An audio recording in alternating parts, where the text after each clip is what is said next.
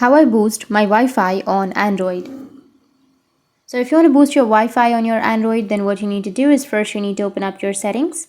Under settings, you need to go with network and internet. Under network and internet, tap on Wi-Fi. And if your Wi-Fi is not working, or if you want to boost your Wi-Fi, then you need to go with settings, which is on the right side. Under settings, you need to scroll down or just go with the pencil shaped icon, which is on the top right, and you'll be able to edit it. Now you can go with the advanced options. Under advanced options, you need to go with IP settings, go with the drop down, and under the IP settings, select static. After selecting static, now you need to go with the IP address.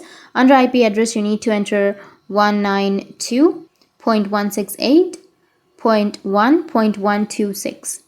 And after that, scroll down and go with the DNS. Under DNS, you need to go with 1.1.1.1. And under the DNS2, you need to enter 1.0.0.1. And after that, go with save. And this will boost your Wi-Fi. That's it, and if you have any questions, feel free to comment below. Thanks for watching.